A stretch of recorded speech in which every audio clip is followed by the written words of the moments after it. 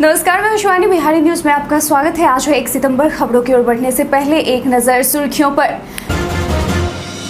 बिहार के इन जिलों में खोले जाएंगे स्क्रैप सेंटर। एसके सिंघल ने कहा, बिहार में होता है कम संसाधनों में भी अच्छा कार्य। तेलंगाना सीएम ने बिहार आकर कहा, जब जब क्रांति हुई है तब तब देश में शांति आई है। महीने की पहली तारीख से इन नियमों में हो सकते हैं बदलाव। हांगकांग को 40 रनों से हराकर भारत ने सुपर 4 में बनाई जगह। अब चलिए बढ़ते हैं बिहार की अब तक की 25 बड़ी खबरों की ओर विस्तार से। बिहार के इन जिलों में खोले जाएंगे स्क्रैप सेंटर। राज्य में पुरानी और दुर्घटनाग्रस्त गाड़ियों को नष्ट करने की प्रक्रिया शुरू हो गई है। इसके लिए पटना में 5 स्क्रैप सेंटर खोलने की अनुमति दी गई है। इसके साथ ही ऐसे 12 जिलों में एक आवेदकों ने कबाड़ केंद्र खोलने के लिए आवेदन दिया था, जिसकी मंजूरी भी मिल गई है।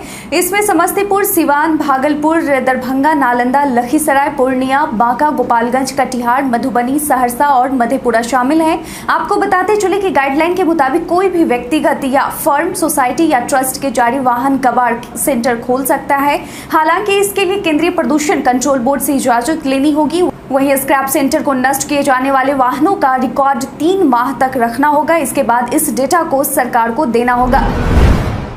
बिहारी पहचान में आज हम बात करेंगे प्राची सिन्हा की। प्राची सिन्हा एक भारतीय मॉडल और अभिनेत्री हैं। वह लोकप्रिय टेलीविजन जी टीवी पर विश्वकन्या में वरदान की भूमिका निभाने के लिए जानी जाती हैं। उन्हें फिल्म एंग्री यंग मैन में भी कास्ट किया गया था। प्राची सिन्हा का जन्म 5 अप्रैल 1996 को बिहार की राजधानी पटना में हुआ था। उन्होंने अधिकांश समय नई दिल्ली में बिताया और उन्होंने लॉ में डिग्री के साथ स्नातक की उपाधि प्राप्त की। प्राची के करियर की शुरुआत बम भोलेनाथ नामक एक तेलुगु फिल्म से हुई थी। उन्होंने फिल्म बम भोलेनाथ में मुख्य भूमिका निभाई थी। बीपीएससी अभ्यर्थियों का बिहार में एक बार फिर बवाल। बीते दिन एक बार फिर से बीपीएससी के अभ्यर्थियों की नाराजगी देखने को मिली। बीपीएससी अभ्यर्थियों ने पैटर्न में बदलाव कर 2 पाली में परीक्षा को आयोजित करने की घोषणा पर कोई संज्ञान नहीं लेने के मामले में सड़क पर उतर आए और जमकर प्रदर्शन किया। इस दौरान पुलिस ने उन पर लाठीचार्ज भी कर दी। दरअसल प्रदर्शनकारी छात्र जब बीपीएससी कार्यालय का घेराव करने के लिए निकले तो पुलिस ने उन्हें रोक दिया। इसके बाद भी वे नहीं माने तो पुलिस ने काबू में करने के लिए बल प्रयोग किया। साथ ही 7वें के शिक्षक नियोजन को लेकर शिक्षक अभ्यर्थी भी प्रदर्शन कर रहे हैं। शिक्षक अभ्यर्थियों ने सरकार को 5 सितंबर तक का अल्टीमेटम दिया है। अगर उनकी मांग पूरी नहीं होती है तो इससे भी भारी संख्या में अभ्यर्थी सरकार के खिलाफ मोर्चा खोलेंगे। IFZTB ने 16 रिक्तियों के लिए निकाली अधिसूचना। Institute of forest genetic and tree breeding IFZTB Coimbatore ने senior project associate, senior research fellow, senior project fellow, project associate, junior project fellow, project assistant, field assistant के कुल मिलाकर 16 रिक्तियों पर भर्ती के लिए नोटिफिकेशन जारी किया है। इसके लिए अगर शैक्षणिक योग्यता की बात की जाए तो आवेदक को रिलेवेंट सब्जेक्ट्स में मास्टर डिग्री या MSc या MTech या PG या BSc या 12th पास होना जरूरी है। इच्छुक और योग्य उम्मीदवार इस नोटिस से जुड़ी हुई समस्त जरूरी जानकारी और आवेदन करने के लिए इस वीडियो के इसी पेज पर नीचे डिस्क्रिप्शन बॉक्स में दिए गए वेब लिंक पर जरूर क्लिक करें। आवेदन की अंतिम तारीख 19 सितंबर 2022 है। विस्तृत जानकारी के लिए आप ऑफिशियल वेबसाइट ifztb.icfre.gov.in पर जाकर चेक कर सकते हैं। तेलंगाना सीएम ने बिहार आकर कहा, जब जब क्रांति हुई है तब तब देश में शांति आई है। तेलंगाना के मुख्यमंत्री चंद्रशेखर राव ने बीते दिन पटना दौरे पर केंद्र सरकार को खूब लताड़ा। इस दौरान तेलंगाना के मुख्यमंत्री ने कहा कि बिहार ज्ञान की भूमि है। यहाँ जब जब क्रांति हुई है तब तब देश में शांति आई है। केसीआर ने प्रेस वार्ता को संबोधित करते हुए कहा कि नीतीश कुमार के साथ बातचीत हुई है। एक बात पर सहमति बनी कि किसी भी प्रकार से बीजेपी की सरकार को देश से बाहर करना है। केसीआर ने कहा कि 8 साल से नरेंद्र मोदी प्रधानमंत्री बने हुए हैं, लेकिन हर सेक्टर में देश का विनाश हो रहा है। देश के सभी लोग परेशान हैं। इस दौरान केसीआर ने तेलंगाना के सिकंदराबाद में आग लगने की वजह से बिहार के 12 मजदूरों के परिवार से मुलाकात की और 5-5 लाख रुपए की सहायता राशि दी। महीने की पहली तारीख से इन नियमों में हो सकते हैं बदलाव। आज सितंबर महीने की पहली तारीख है और इसी के साथ आज कई नियमों में बदलाव भी होंगे, जिसका असर आम लोगों के जनजीवन पर पड़ेगा। सबसे अधिक जनरल इंश्योरेंस कंपनी से जुड़े एजेंट पर असर पड़ेगा। दरअसल बीमा नियामक एवं विकास प्राधिकरण ने जनरल इंश्योरेंस कंपनियों के एजेंट के कमीशन को 20% तक सीमित कर दिया है। अभी तक एजेंट को कमीशन के रूप में 30 से 35% तक मिलता था। नेशनल पेंशन स्कीम के नियमों में भी बदलाव हुआ है। इसके तहत वाइंड ऑफ प्रेजेंस को 1 सितंबर से 15 रुपए से लेकर 10,000 रुपए तक कमीशन मिलेगा। वहीं पहली तारीख को एलपीजी सिलेंडर की कीमतों की समीक्षा भी होती है। इसके अलावा भारतीय रिजर्व बैंक के दिशा निर्देश के अनुसार टोकन नंबर उपयोग किए जाने की तारीख 30 सितंबर तक बढ़ा दी गई है। राज्य भर में गणेश उत्सव की धूम, यहां महाराष्ट्र से आए पुरोहित ने की प्राण प्रतिष्ठा। गणेश उत्सव की धूम देश के साथ साथ बिहार में भी देखने को मिल रही है। राज्य भर में धूमधाम से गणेश उत्सव मनाया जा रहा है। इसी कड़ी में पटना के महाराष्ट्र मंडल में दिन के 10:30 बजे श्री गणेश की प्रतिमा की प्राण प्रतिष्ठा की गई। महाराष्ट्र के सांगली से विशेष तौर पर आए पुरोहित प्रशांत जहांगीरदार लालबाग के राजा की प्रतिकृति की प्राण प्रतिष्ठा की। कार्यक्रम की जानकारी देते हुए संस्था के सचिव संजय भोसले ने बताया कि गत 52 वर्षों से श्री गणेशोत्सव का आयोजन किया जा रहा है। आपको बताते चले कि यहाँ लगभग 6 फीट ऊंची प्रतिमा का श्रृंगार विशेष ढंग से किया गया है। वहीं राज्य के अलग अलग जगहों से भी गणेश उत्सव की धूम की तस्वीर निकलकर सामने आ रही है। तेलंगाना मुख्यमंत्री के बिहार आगमन पर नीतीश कुमार ने कही ये बात। बीते दिन तेलंगाना के मुख्यमंत्री चंद्रशेखर राव पटना पहुंचे। इस दौरान पटना में आयोजित कार्यक्रम को संबोधित करते हुए मुख्यमंत्री नीतीश कुमार ने चंद्रशेखर राव के जमकर गुणगान किए। इस दौरान नीतीश कुमार ने केसीआर की तारीफ में कहा, आपने ही तेलंगाना को अलग राज्य बनवाया है, लोग यह कैसे भूल सकते हैं। इसके बाद भी कुछ लोग आपके खिलाफ बोलते हैं, यह तो आश्चर्यजनक है। वहीं मुख्यमंत्री नीतीश कुमार ने एक बार फिर से बिहार को विशेष राज्य का दर्जा देने की मांग उठा दी है। साथ ही मीडिया पर तंज कसते हुए मुख्यमंत्री ने कहा कि लोग अब पहले जैसा खबर नहीं चलाते हैं, एक तरफा खबर चलाते हैं, किसी एक की प्रशंसा और हमारी आलोचना कर रहे हैं। इस कार्यक्रम में गलवान घाटी में शहीद जवानों के परिजन को तेलंगाना के मुख्यमंत्री ने 10-10 लाख रुपए की आर्थिक मदद की है। स्मार्ट प्रीपेड मीटर की शिकायतों को लेकर बीएसपीएचसीएल गंभीर, आज होगी बैठक। स्मार्ट मीटर लगने से बिहार के राजस्व में जरूर बढ़ोतरी हुई है, लेकिन आम लोगों की परेशानियां भी बढ़ गई हैं। हालांकि स्मार्ट प्रीपेड मीटर की शिकायतों को लेकर बीएसपीएचसीएल सीरियस है। उपभोक्ताओं के स्मार्ट प्रीपेड मीटर की शिकायतों पर संज्ञान लेते हुए बीएसपीएचसीएल के अध्यक्ष सह प्रबंध निदेशक संजीव हंस ने ईईसीएल के अधिकारियों के साथ बैठक कर गाइडलाइंस को पालन करने को कड़ा निर्देश दिया है। उधर ऊर्जा मंत्रालय के संयुक्त सचिव ने भी बीएसपीएचसीएल के अध्यक्ष सह प्रबंध निदेशक हंस की शिकायतों को गंभीरता से लेते हुए आज 1 सितंबर को दिल्ली में डिस्कॉम एजेंसियों और ईईसीएल के अधिकारियों की बैठक बुलाई है। इन जिलों में आज बारिश का पूर्वानुमान। बिहार में एक बार फिर से मानसून एक्टिव दिख रहा है। बीते दिन राज्य भर के अधिकांश क्षेत्रों में हुई बारिश की वजह से बिहार वासियों ने उमस भरी गर्मी से राहत की सांस ली है।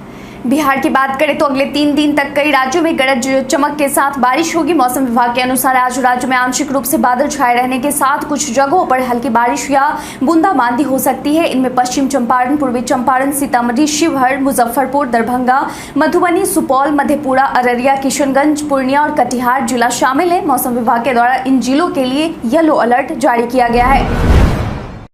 यूरिया की किल्लत पर पूर्व कृषि मंत्री ने जताई कड़ी आपत्ति।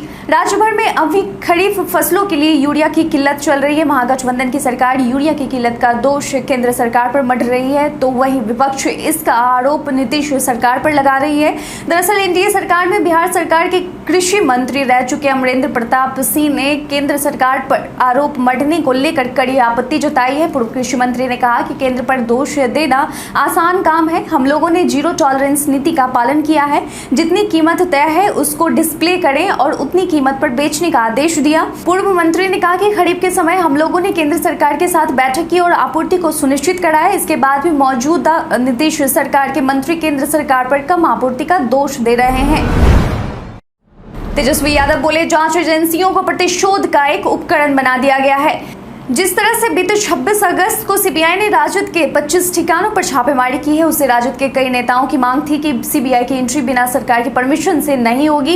इस पर तेजस्वी यादव ने स्पष्ट किया है कि क्या वाकई तेजस्वी यादव को इन जांच एजेंसियों से दिक्कत है। दरअसल बीते दिन तेजस्वी यादव ने ट्वीट करते हुए लिखा कि बीते 8 सालों से जांच एजेंसियों को राजनीतिक प्रतिशोध का एक उपकरण बना दिया गया है। 8 साल पहले देशवासियों ने इनकी इंटेग्रिटी और कार्यप्रणाली पर इस तरह के सवाल कभी नहीं उठाए थे। सभी हमारा सीबीआई से विरोध इंस्टीट्यूशन से नहीं बल्कि इनकी राजनीति से प्रेरित कार्यप्रणाली से है।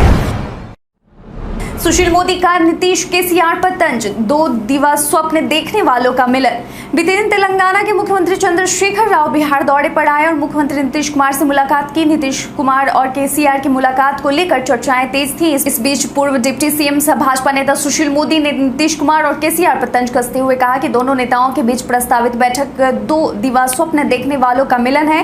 केसीआर के नाम से लोकप्रिय राव बुधवार को पटना पहुंचने वाले हैं, वह नीतीश कुमार से मुलाकात करेंगे। दोनों नेताओं की मुलाकात पर तंज कसते हुए मोदी ने कहा कि यह अपने अपने राज्यों में जनाधार खो रहे हैं और इसके बावजूद दोनों नेता प्रधानमंत्री बनने की लालसा कर रहे हैं।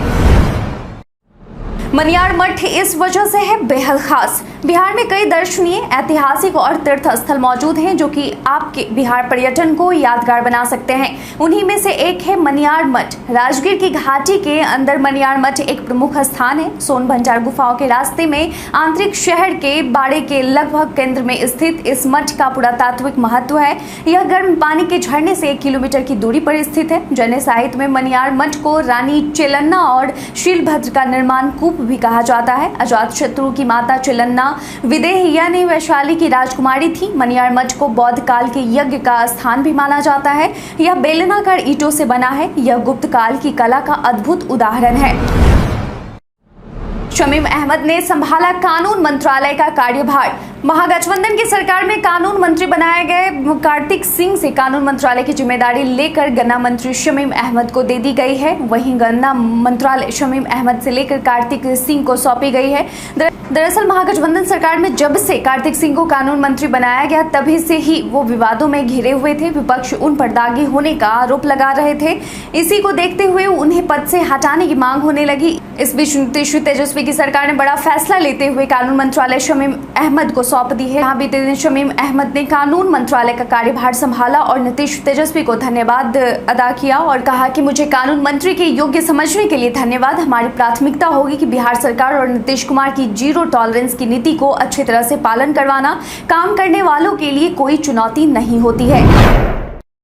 एसके सिंघल ने कहा बिहार में होता है कम संसाधनों में भी अच्छा कार्य। पुलिस महानिदेशक एसके सिंघल का कहना है कि रूरल पुलिसिंग में बिहार का राष्ट्र में उच्च स्थान है। एसके सिंघल का कहना है कि बिहार में कम संसाधनों में भी अच्छा कार्य किया जाता है। उन्होंने कहा कि 11 महीनों के भीतर 12,686 सिपाहियों को प्रशिक्षित कर जिलों में भेजा जा रहा है। यह अपने आप में एक बड़ा रिकॉर्ड है। गंभीर कांडों में जिला स्तर पर गिरफ्तारियों की संख्या में भी वृद्धि हुई है, जिसके लिए अधिकारी सराहना के पात्र हैं। एंटी लिकर टास्क फोर्स ने भी काफी अच्छा काम किया है। वहीं एडीजीपी जितेंद्र सिंह गंगवार ने कहा कि हर 15 दिन पर कम से कम 5% निष्पादन करना है। 3 महीने में लंबित कांडों में 30% निष्पादन का लक्ष्य तय किया गया है। पप्पू यादव का दावा बिहार में नहीं चलेगा शाह का दाव।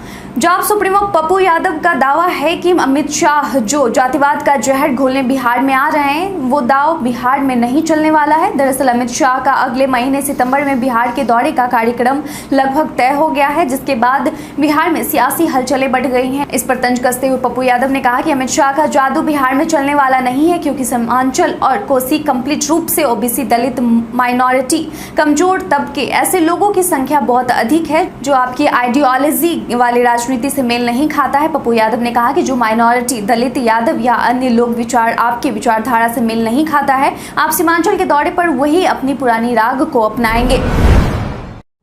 भारत के इतिहास में आज की तारीख कई कारणों से है दर्ज। भारतीय संगीतकार चेम्बई वैद्यनाथ भगवतार का जन्म 1895 को हुआ था। भारतीय सिनेमा के खलनायक अभिनेता के.एन. सिंह का जन्म 1908 को हुआ था।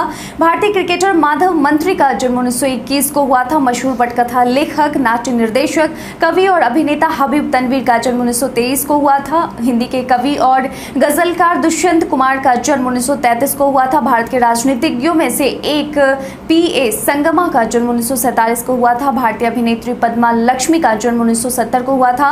मशहूर धारावाहिक अभिनेता राम कपूर का जन्म 1973 को हुआ था। सिखों के तीसरे गुरु अमरदास जी का निधन 1574 को हुआ था और आज के दिन भारतीय मानक समय को 1947 में अपनाया गया। वायरल खबर में आज हम बात करेंगे प्रति ट्रांजैक्शन 57 रुपए 5 पैसे की कटौती के बारे में। सोशल मीडिया पर कई तरह की सूचनाएं वायरल होती हैं, लेकिन सभी सच हो ये जरूरी नहीं है। इसी कड़ी में आज हम बात करेंगे खाते में जमा राशि से प्रति ट्रांजैक्शन 57 रुपए 5 पैसे की कटौती के बारे में।